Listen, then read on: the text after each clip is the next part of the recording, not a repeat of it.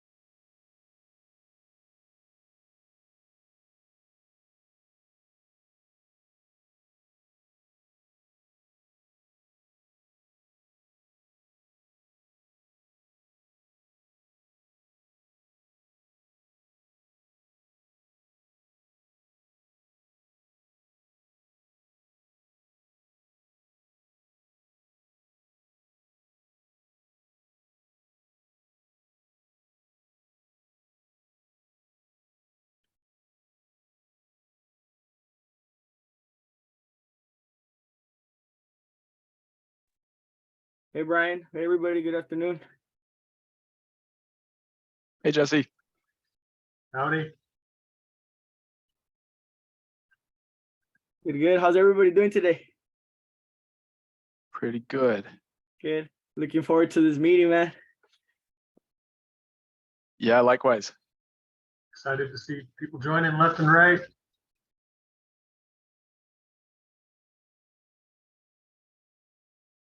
We'll keep letting people come in, promote over to panelists so everyone can see everybody. We'll get started in a few minutes.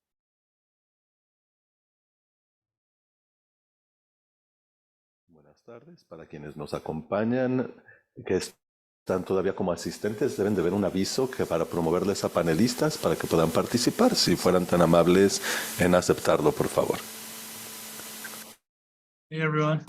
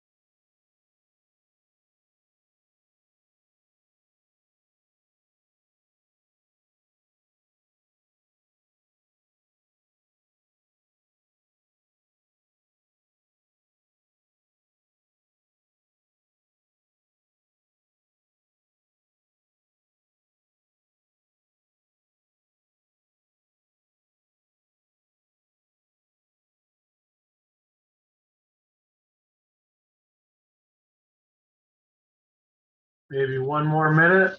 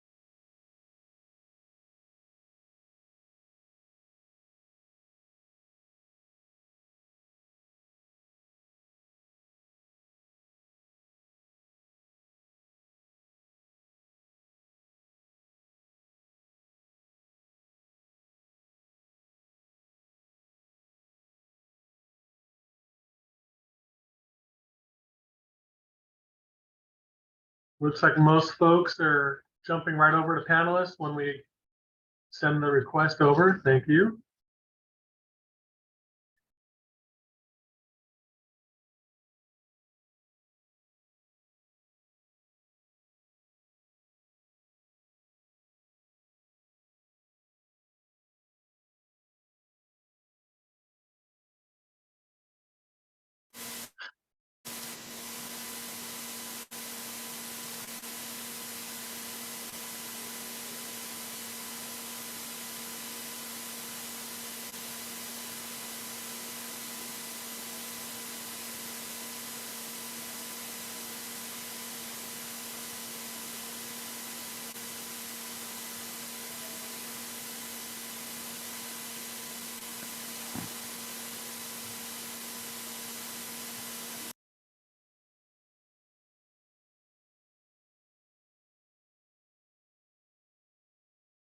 All right, I think we can get started.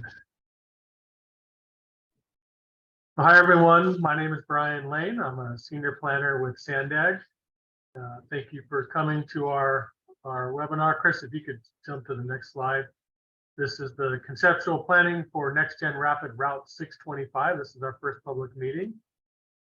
And I'm going to hand it over to Carlos to tell everyone how to access our interpretation services.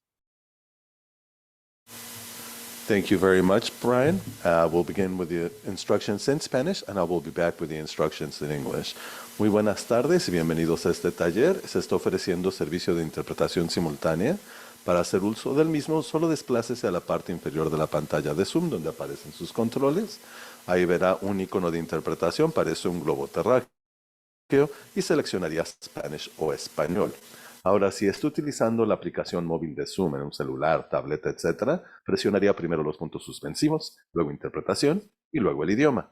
Por último, si no desea escuchar el audio original en inglés en el fondo, seleccionaría Mute Original Audio o silenciar audio original.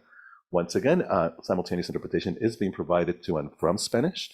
In the event that there are any comments in Spanish, we invite you to take advantage of the feature by scrolling down to the bottom of the Zoom screen where your meeting controls are. There you would click on the interpretation icon. It looks like a little world, and select English as your language. If you are joining through the Zoom mobile app on a cell phone, tablet, or other mobile device, you would first press the ellipsis, that is the 3 dots, then interpretation, and then choose your language. Finally, click on Mute Original Audio to not hear the original Spanish low in the background. Gracias, and thank you, Brian. Back to you.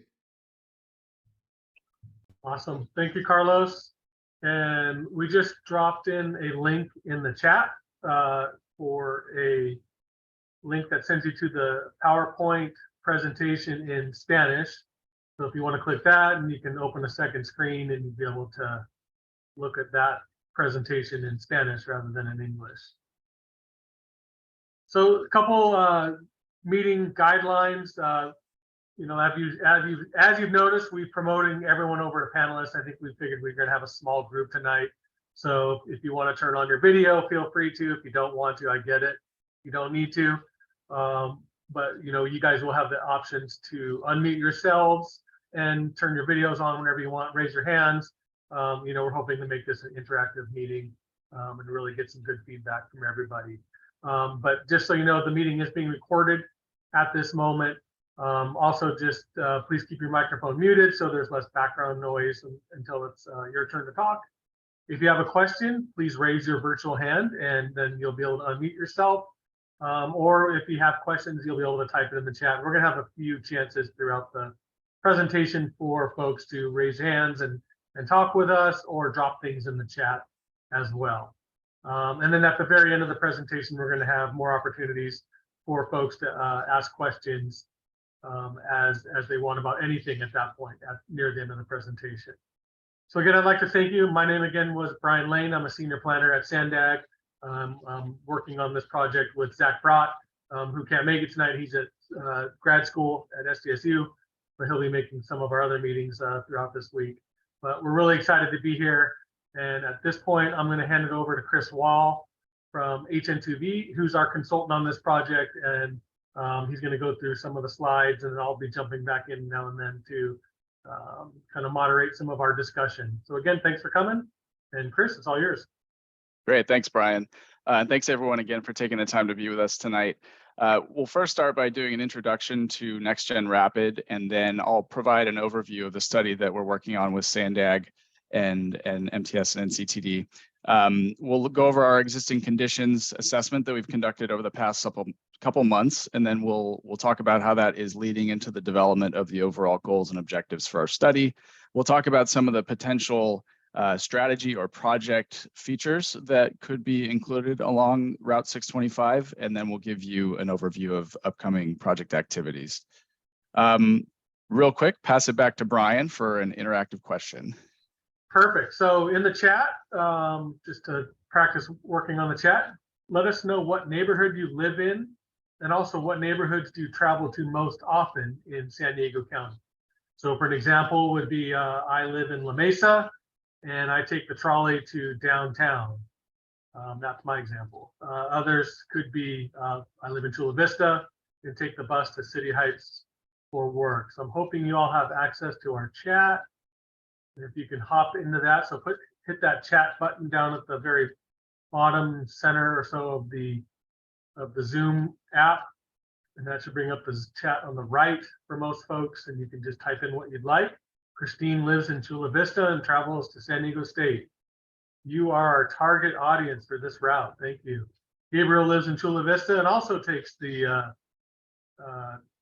transit to SDSU. So someone else looking forward to, and Brandon as well. Man, you guys can't wait for this route to get started then. We're hoping this can get started sooner than later. Randy lives in City Heights and he likes to ride transit to downtown, other parts of City Heights, and to visit friends and family in South Bay. Jesse lives in City Heights, mainly uses transit to travel to state or downtown. Melissa lives in Serra Mesa and travels to San Diego State. I'm sensing a lot of people going to San Diego State. All right, we got some great input. I appreciate it. I'll hand it back to you, Chris. Yeah, thanks, Brian. And if folks want to contribute at any point, feel free to drop your thoughts into the chat. This is all being documented, obviously. So first of all, let's talk about NextGen Rapid as a concept. Well, it's a really important part of the 2021 Regional Plan's Transit Leap strategy. It is the darker, the more bold teal lines that you see here on the map on the left. And as you can see, it's quite an extensive network of services. It's a really exciting thing. There are some, rapid services that exist in the region, the 215, 225, 235. It provides faster service. It stops at fewer locations than local bus service. It can operate in priority travel lanes, like folks may have seen along El Cajon Boulevard or Park Boulevard through Mid-City. It gets priority at intersections over passenger vehicles. It also operates more frequently. These services are planned to operate every 10 minutes for all day, from early in the morning till late at night. With the enhancements that are provided, it increases the reliability and the convenience of the service. So we also are looking at things like more modern shaded bus stops that would be equipped with digital signs that tell you when the next bus is coming. So it really helps with trip planning. So that's NextGen Rapid as a service. On this study in particular, so 625 is one of 3 corridors that were identified as high priorities. And so this study is the next step to actually bringing those to life. 625 was selected because it has a possibility to serve large numbers of residents who depend on transit and who don't have rapid service currently. What we're going to do as part of this study is we're really going to identify what the route will be. We're going to say, we'll identify which roads it's going to travel along, where stations would be located, and what sort of unique improvements, whether they're dedicated lanes or different lane configurations that allow them to bypass traffic at intersections. All of these things will define where those are located, and really they're important for helping the service be successful and reliable. We're also going to identify potential funding sources for each service and really get this project ready for the next stages in the project development process, which include environmental review and engineering and ultimately construction. One thing I want to point out, the funding for this route has not been secured. And so it's really important for us to figure out the best way to get this implemented as soon as possible, given the financial constraints. And ultimately, it's up to the Sandag Board of Directors to decide when and where to take action on these projects. The corridor itself runs from the Palomar Street trolley station in Chula Vista north all the way to San Diego State. It goes through several key roadways, and just to note, the solid line here is the line is the route as it's drawn in the regional plan. The dashed lines that you see on the screen are potential routing alternatives that we're going to evaluate as part of this study. Not shown here, but another option would be to take this, west along El Cajon Boulevard over to Fairmont and then go down south towards the 47th Street trolley station. The next several slides that we're going to be presenting are going to show the existing conditions that we've identified during our initial assessment. And as folks are seeing these next slides, we want you to be mindful of some of the challenges that folks have in terms of accessing transit and using transit that live and work and otherwise conduct activities in the corridor. So looking at population within the corridor, one thing I want to first mention about these maps is that they're showing the general population in the corridor. Our study is also looking at low-income, minority, and senior populations. Some may have heard them referred to as social equity focused populations that Sandag is prioritizing. We're also looking at populations under the age of 18, zero vehicle households, and people with disabilities as being potential markets for using this service.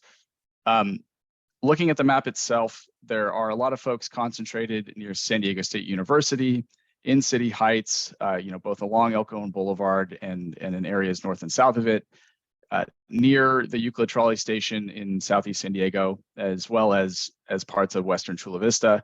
And we really see, just a quick note, the existing population is on the left and the future population, which is the year 2035, is on the right.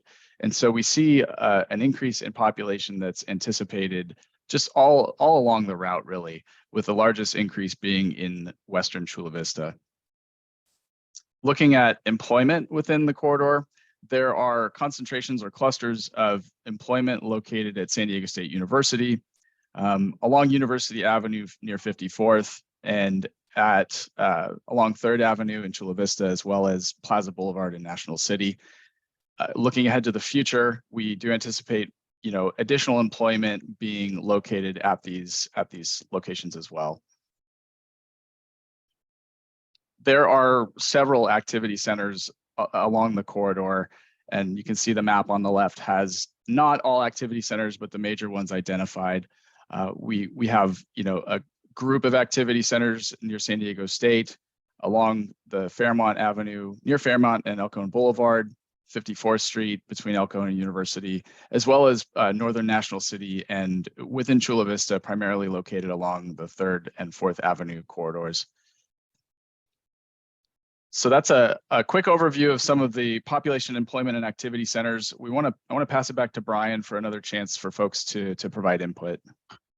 So yeah, thanks, Chris. We just want to give a chance for some shout outs. Are there any major destinations within this corridor that Chris didn't include or mention? Feel free to raise your hand or type in the chat. We'll call on you and let you give us some more destinations that weren't in that. We did our community event last week out at 54th and got some great input on that as well. Heard from some folks on some destinations along this route that we definitely need to make sure that we consider for a bus stop. So we appreciated that. If there's anything popping in the top of your mind right now, otherwise, if you're quiet, I get it. I think everyone's come over as a panelist so far. I know Mike McCabe's trying to get in. I think he made it in. You're able to do the chat. Chris, can you put the corridor map? There we go. And yeah, thanks, Jesse. It's just hard to see a little bit, I think, right? Yep.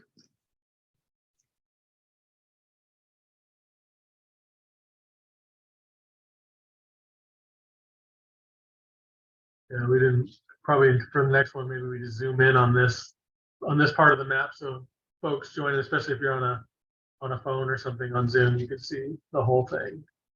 Mm-hmm. I hear Hilltop and Euclid is getting major housing, and yeah, that's looking for new housing is going to be something we definitely want to consider where we would locate potential stops on this.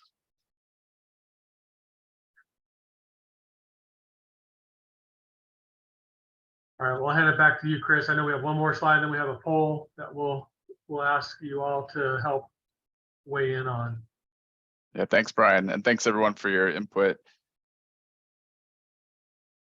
So we're also looking at existing transit services within the corridor, and this is important because we want to, when we develop this route, we want to provide seamless connections to not only existing but also planned transit services where it makes sense to, and this will all help enhance the ridership potential of the route itself.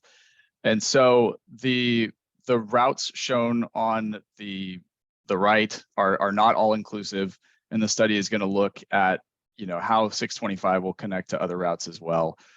So this route's unique in the sense that it intersects, or it will intersect, with all three trolley lines, the blue line at Palomar Street, the orange line at Euclid or 47th, and then the green line trolley at San Diego State. So that's kind of cool. There's also several planned BRT services within the corridor, not only the one that we're focused on today, the 625, but there's also Rapid 640, 709, and then the Purple Line commuter rail service that will eventually run from South Bay all the way up to UTC. In addition to these routes, there are additional service frequency improvements, so more buses stopping more frequently on more routes, and then buses running later at night and starting earlier in the morning.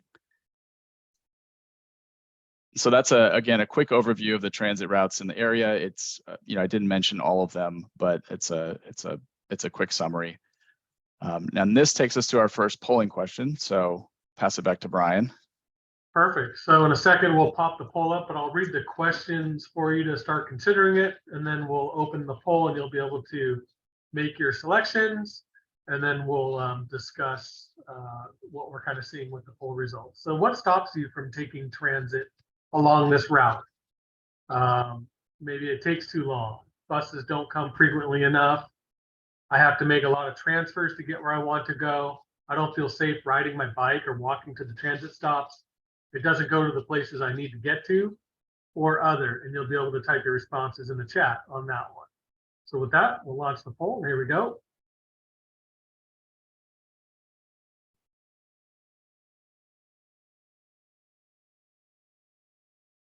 Starting to see some answers come in. All right. Thank you. Getting some good answers, responses.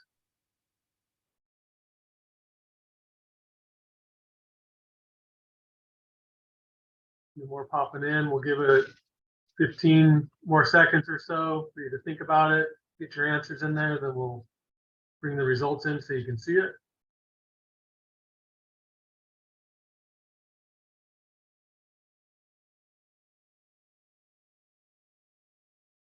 Starting to slow down a little bit. Hopefully everyone can see the poll. And if you need to make the screen bigger to see the Spanish part, you can grab the corner of the poll and widen it out. All right, with that, I think we ended the poll. And so I'm seeing, I think, can everyone see the poll results now, right?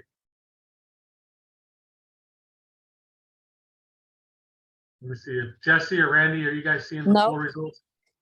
No. On the Zoom app, you have to select to view the poll results, just a heads up. Yeah.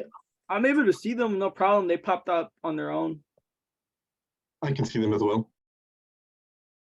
Perfect. Well, for those who can't see, I'll kind of describe some things, but a lot of you said it takes too long. That's something we hear a lot from folks. The two next most populous answers were buses don't come frequent enough, and then I have to make a lot of transfers to get where I need to go. So appreciate it. Thanks for doing our first poll, and I'll hand it back to Chris. Yeah, thanks, Brian. Continuing with the existing conditions assessment that we did, we also look at roadways along the corridor. And this is important because as we go through and identify different improvements, the context is important. There are different roadway configurations along a route. There may be more lanes in certain areas, fewer lanes in others. The width of the roadway varies quite a bit. And this is going to affect the types of improvements that we can actually build. And so looking at the roadway map here on the left, you can see there's some variation in terms of the number of lanes. The table on the right describes all of the roadways that, or most of the roadways that this route could traverse. And so as you see, there's a lot of roadways that are 4 lanes wide, but there is some variation throughout the route. And looking here at the width as well, there's quite a bit of differences. You know, even for a roadway that has the same number of lanes, you know, through a long stretch, the width of the roadway varies.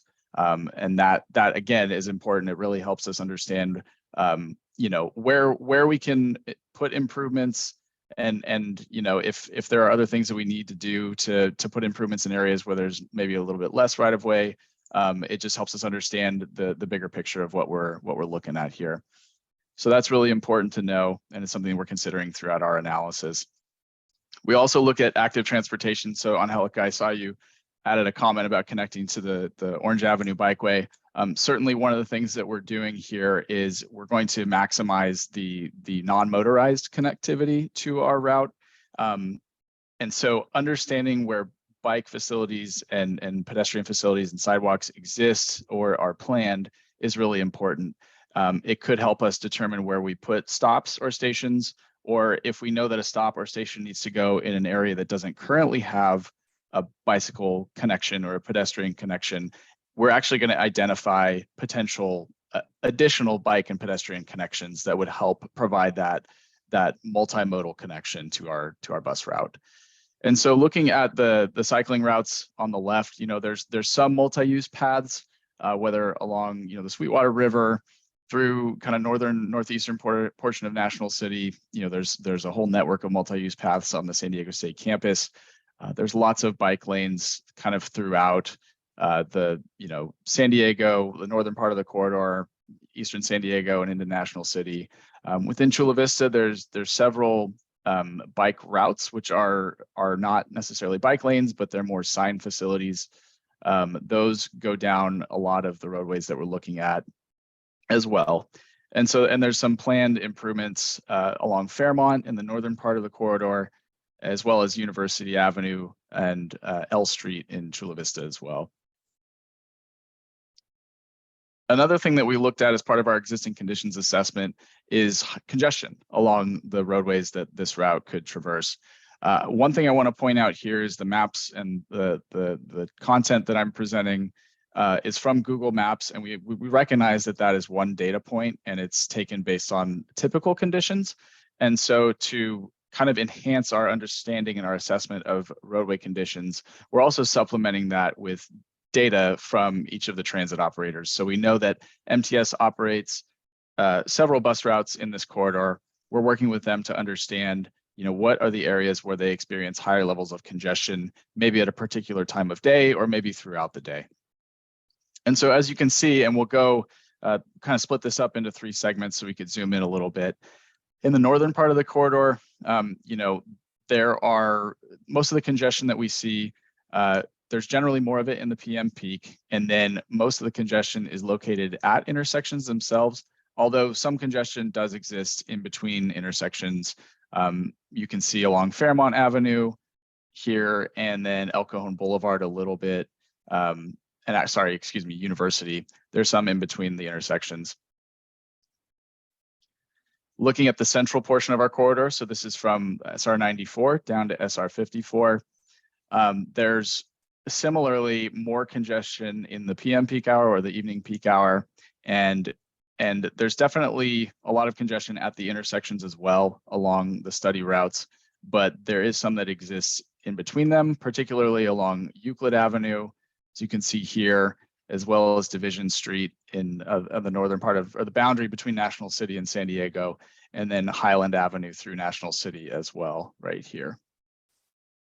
Looking in the southern portion of our corridor, similar conditions in terms of the PM or evening peak hour having more congestion. And a similar theme here as well, where we do see a lot of congestion at intersections, but we also see it in between the intersections as well, particularly along 4th Avenue, 3rd Avenue, and then Palomar Street at the southern end of it.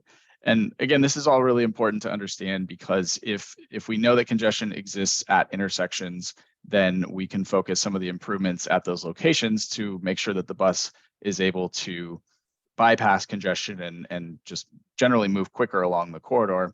If we know that there's congestion between intersections, it might make more sense to explore a more robust investment where you're looking at, bus only lanes or things like that help it get past longer stretches of congestion. So we looked at all of these things that I've presented, and we learned a lot, really. Some of the key points are here. Specifically, if we want more people on this route, expanding non-motorized access is important. I mentioned earlier how we're going to look to improve the bicycle and pedestrian connections to the bus route, depending on where the stops will be. There's also opportunities to offer flexible fleet or micromobility services where possible. We also recognize that a lot of people travel at all times of the day, and it's not just what has traditionally been called, typical commute hours. And so it's really important that we provide a high quality, reliable service outside of these travel periods as well.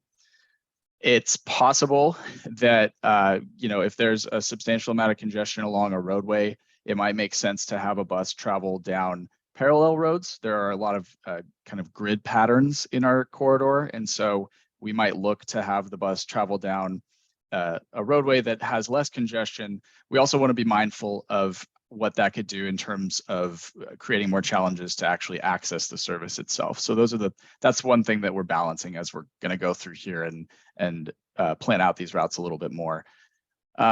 We want to improve the overall transit experience and really make the travel times competitive with cars. We saw kind of our number one answer here on the poll was that the transit takes too long. And so by implementing these next gen rapid improvements, we're really working towards making it faster, more reliable, and more competitive with the automobile.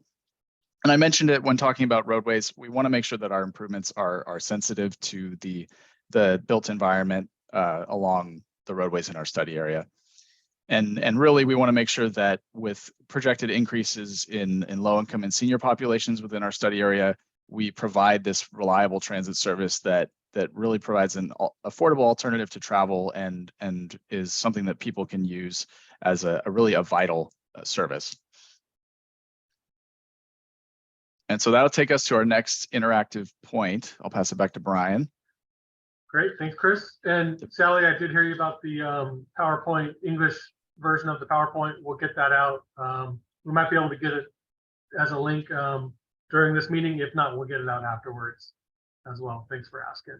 So our next poll question is, what do you think is the biggest problem getting around on this route? Is it traffic congestion, unsafe conditions for biking and walking, not enough transit options, or is it other? And with that, we'll open the poll.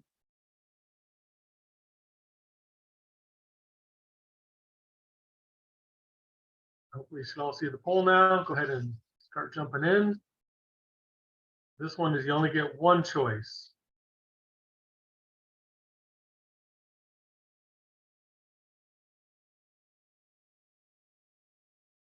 Traffic congestion and unsafe conditions for biking and walking are really popping up. And if you have something other, go ahead and type it in the chat. And I can announce that if there's something else that keeps you from getting around on this route.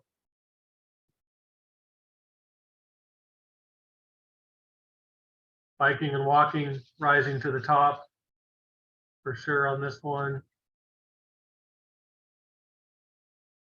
All right, with that, we'll close the poll. I think you should also be able to see the results that I was just kind of describing. But again, the unsafe biking, walking conditions, as well as traffic congestion really coming to the top. Thanks, everybody. With that, I'll hand it back to you, Chris. Yeah, thanks, Brian, and thanks, everyone. A few more findings that are specific to this route. Like I mentioned, we see a lot of roadway congestion, not only at intersections, but along, stretches in between intersections.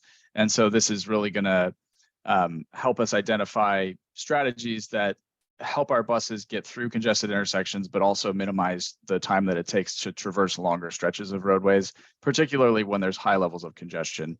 We also looked at pedestrian and bicycle involved collisions along our corridor, and we saw that these are predominantly happening, in areas with higher levels of activity.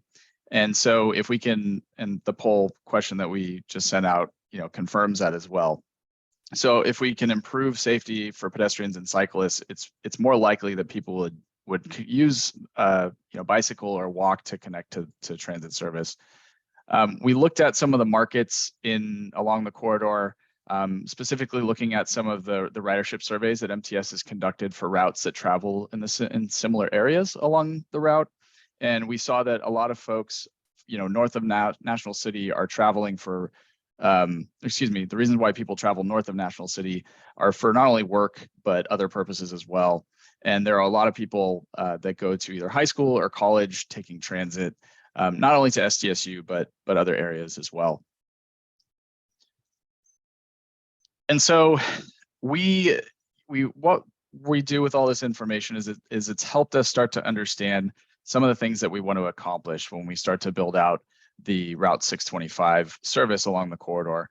So what we'll do now is we'll talk about our initial goals and objectives for the study. Really, we want to make sure that we provide reliable, high quality transit service. I mentioned it earlier. We want these services to be competitive with automobile travel from a travel time standpoint. If more folks can use the bus to get where they need to go in a similar amount of time, it would likely entice them to do so. We want to design a service that can maximize the amount of people that would ride it. And we do that by, again, providing reliable, high quality service, making it safe to access the service, and having the service run at times when folks want to use it. We recognize that there are high concentrations of social equity focused populations, low income senior minority populations, as well as some of the other transit dependent populations that I mentioned along the corridor. And so it's really important that we provide access to those populations. We recognize that this is a public service that's going to be implemented, and so we want to make sure that we gain support from the public as well as key stakeholders along the route. And then we want to design a service that's cost effective and financially feasible. And so I mentioned earlier, the funding for this route has not been secured yet. So if we can design a project that is a really potentially successful service, it can compete for either state money or federal money, and it helps it become more financially feasible. It gets us the money to actually build it. We also want to identify, and I'll talk about it in a minute a little bit more, opportunities to develop, residential or employment around some of these stations, and that money that's generated from those can be used to fund a portion of ongoing costs for these services. So those are all the kind of high level study goals and objectives that we've identified so far. And once we identify those, it really helps us, and once we understand those, it really helps us identify the types of improvements that we can make along each corridor. And so the next handful of slides, I'll just be giving us a quick overview of some of the potential strategies that we could see along this route.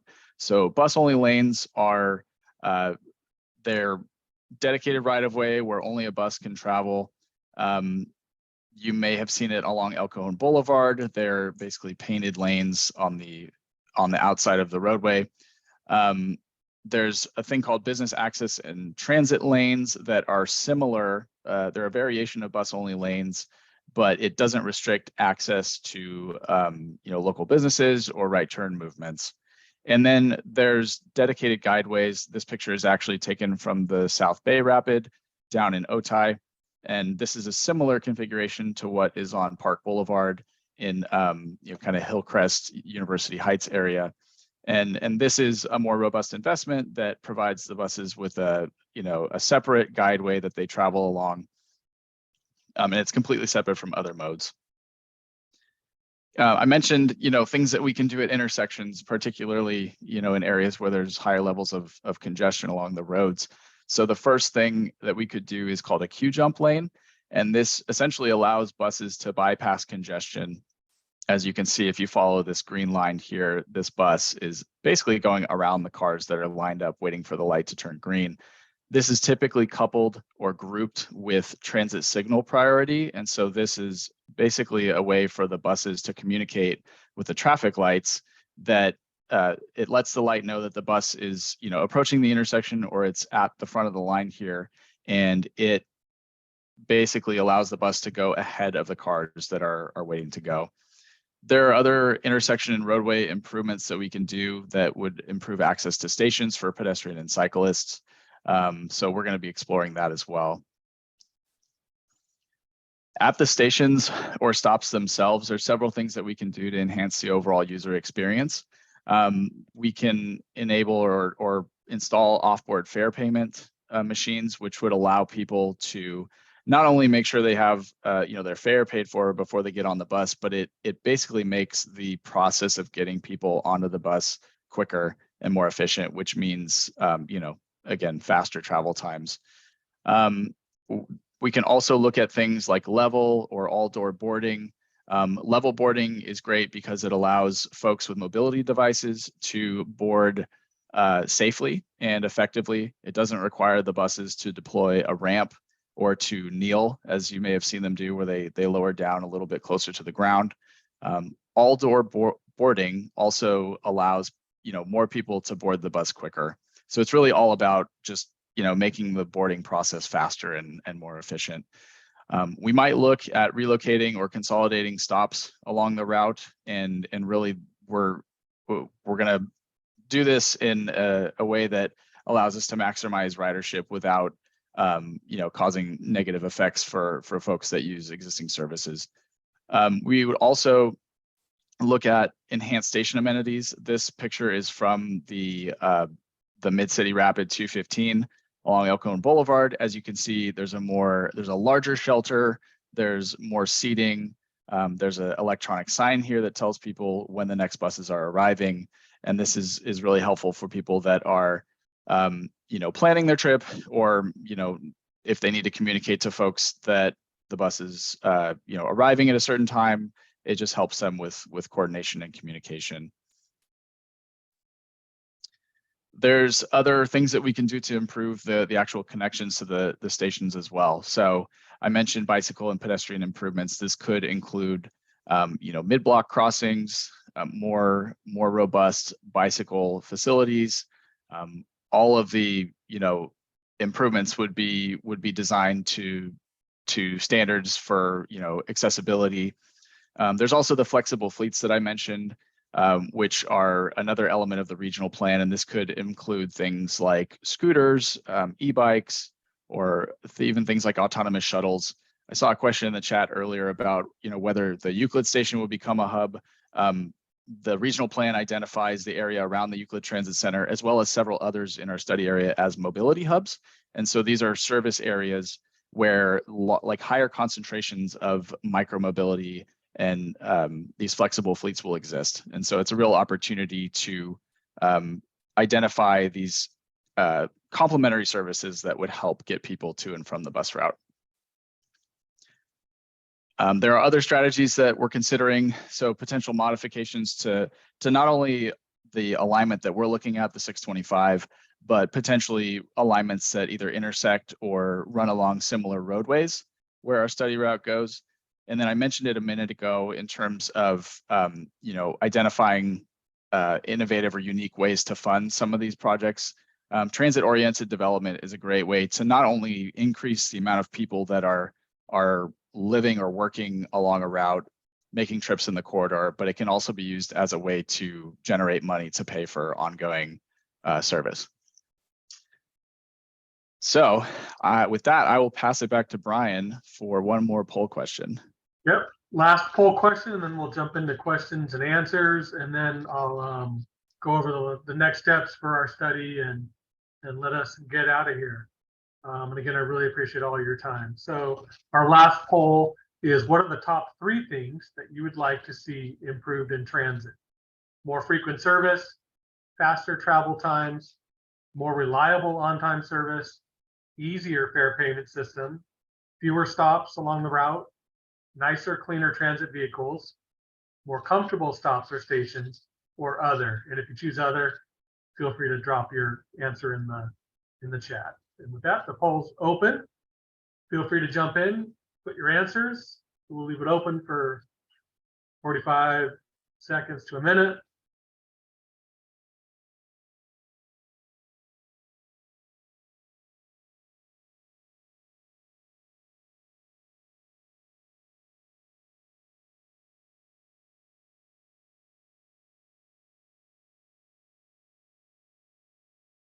I'm seeing others, so if you want to jump over to the chat and type in your message, that's fine. If not, no worries, no pressure. So again, more frequent service is climbing to the top really fast. Faster travel times.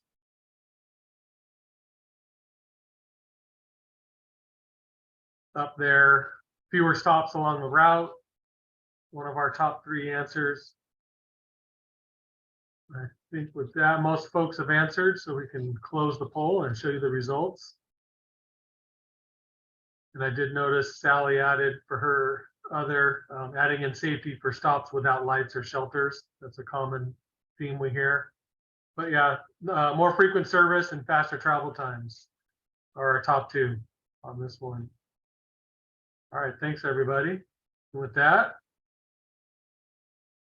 we'll close the poll and go to our last main slide. Oh, I got to close my own poll there.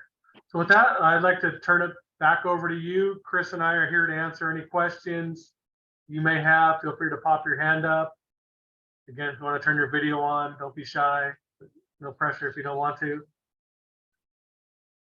And we're happy to take questions and answers via email. I think my coworker Zach's email address is on the last slide. We can give that to you. I believe we added the English version of the PowerPoint to the chat. So if you'd like that, you can download that as well. Yeah, and I saw there was a comment or a question about providing maps at a more zoomed in scale. We can also, by providing the English version of the PowerPoint as a PDF, folks will be able to zoom in on that. But if people would like, we could also upload, just kind of share, like have basically a map available via a web link.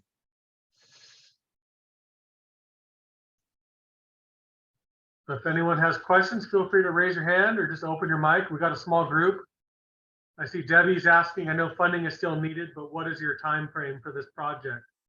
Great question. So, we had hoped there had been a ballot measure on last week's election, but there wasn't. That would have paid for a lot of new rapid routes to start. So if that had been approved, we would have been able to jump in fairly quickly as soon as that sales tax was being collected to start actually doing some engineering environmental work on some new rapid routes. So on this, I think having this study complete, by next summer will help us to then apply for some other grants, maybe from the state or the feds, to go into that next step of engineering and environmental work.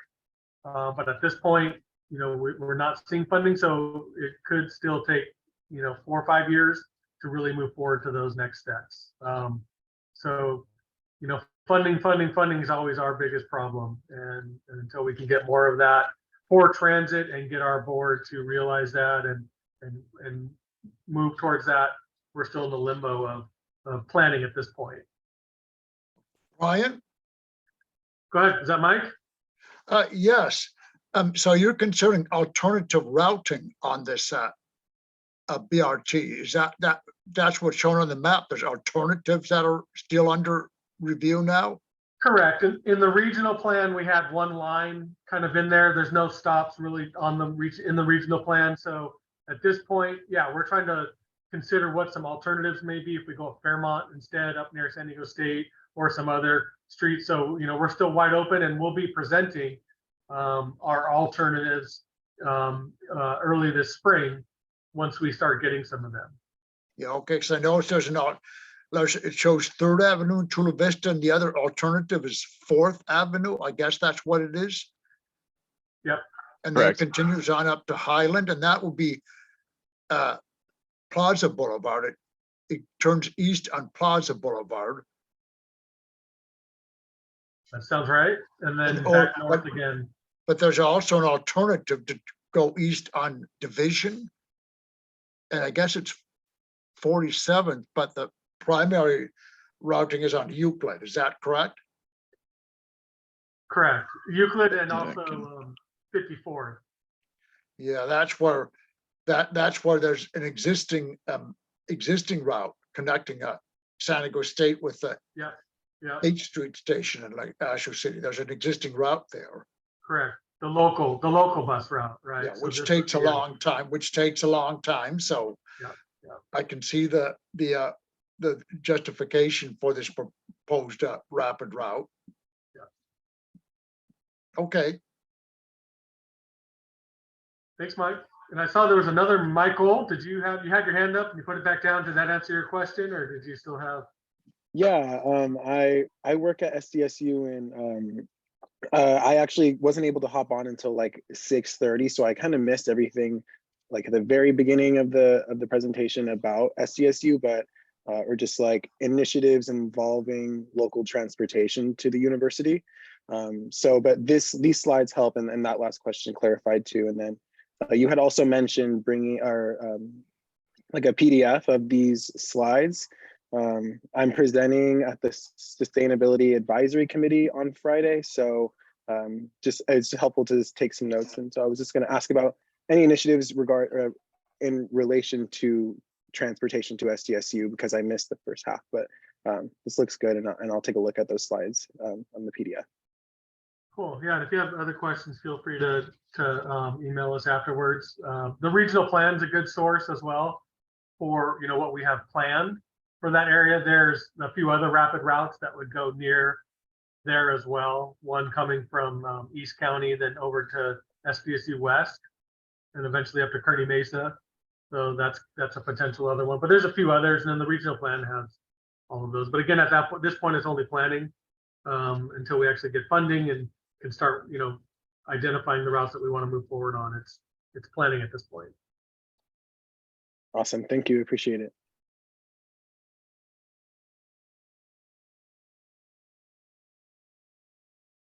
No problem. And then Chris, I don't know if you saw Angelica's comment. You brought up roadway width and locations where traffic congestion is occurring. Can you talk about what else might influence whether or not a bus-only lane will be implemented to make this a true rapid bus transit project? Yeah, I think the on Angelica, it's not only the roadway width, but it's what's within that right of way. If there are opportunities to maybe relocate some on-street parking that would free up right of way to have a bus only lane, that would be considered. Yeah, adjacent land uses, and if there's a possibility to maybe have like small right of way takes that aren't impacting, you know, residences or anything like that. That's something else that would be explored. And we're also mindful of, you know, potential planned bicycle routes, right? If there's a planned route down a certain area, we want to make sure that our strategies or our projects that we propose are complementary and don't, you know, have negative potential effects on other planned facilities.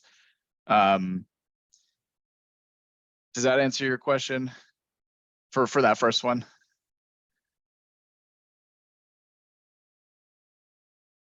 Yes, sorry. I'm also doing dishes while listening. That's all right. That's all right. Thank you for answering that.